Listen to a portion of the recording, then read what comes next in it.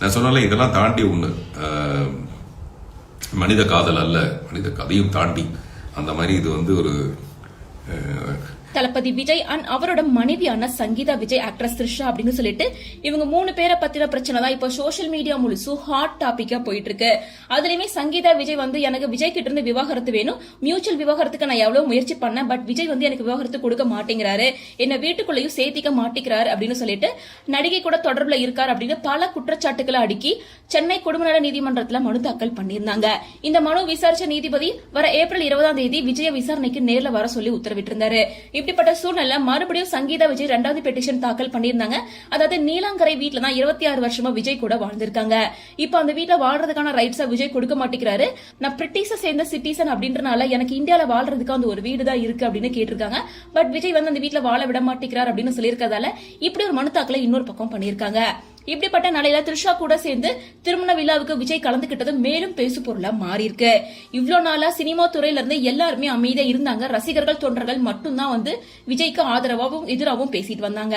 இப்படிப்பட்ட சூழ்நிலை திரைத்துறையில இருக்க எல்லாருமே இந்த விஷயத்தை பத்தி பேச ஆரம்பிச்சிருக்காங்க.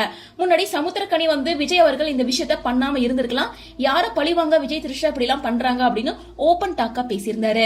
அதை தொடர்ந்து ஒரு அவார்ட் ஃபங்க்ஷன்ல ஆக்டர் அண்ட் டைரக்டரான பார்த்திபன் ஓபன் அப்பா பேசியிருக்காரு. அவார்ட் வாங்கும்போது த்ரிஷா போட்டோவை ஸ்கிரீன்ல போட்டு இவங்களுக்கு ஒரு கவிதை சொல்லுங்கன்னு கேட்டிருக்காங்க. அதுவும் எந்த பிக்சர்னா ரீசெண்டா விஜய் கூட வெட்டிங்ல கலந்துகிட்டதுக்கு அப்புறமா த்ரிஷா போஸ்ட் பண்ண அதே கோல்டன் கலர் சாரியில இருக்க பிக்சரை ஷேர் பண்ணி கவிதை சொல்லுங்க அப்படின்னு கேட்கும்போது குந்தவைய குந்தவைங்க, அதாவது குந்தவைய வெளியே வராம கொஞ்ச நாளைக்கு வீட்டுக்குள்ளே குந்த வைக்கிறது நல்லது, நிறைய பிரச்சனைகளை உண்டாக்காம இருக்கலாம், சிலர் கவிதைகளை ரசிக்கலாம், சிலர் இந்த கவிதையை சொல்லாம இருக்கிறதே பெட்டர் நினைக்கிறேன் அப்படின்னு சொல்லியிருக்காரு.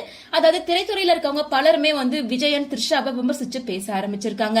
சோ இப்படி வரது எல்லாமே விஜய்க்கு ஆப்போசிஷனா வருது அப்படிங்கறனால தாவேக்காவை சேர்ந்த தொண்டர்களும் விஜயோட ரசிகர்கள் பலருமே குழப்பத்துல இருக்காங்க. இந்த நிலையில ரீசெண்டா மகளிர் தினத்தை முன்னிட்டு விஜய் பேசின ஈவென்ட்ல என்ன சொல்லிருக்காருன்னா, என்னை பத்தி நிறைய பிரச்சனைகள் போயிட்டு இருக்கு, எனக்காக நீங்க எல்லாம் போராடிட்டு இருக்கீங்க, எனக்காக நீங்க ரொம்ப ஹர்ட்டும் ஆயிட்டு இருக்கீங்க, அதெல்லாம் ஃபேஸ் பண்ணி ஃபேன்ஸ் கிட்ட இந்த விஷயத்தை பத்தி கவலைப்பட வேண்டாம், நான் பாத்துக்கிறதெல்லாம் ஒரு விஷயமே இல்லைன்னு நம்பிக்கை கொடுத்திருக்காரு.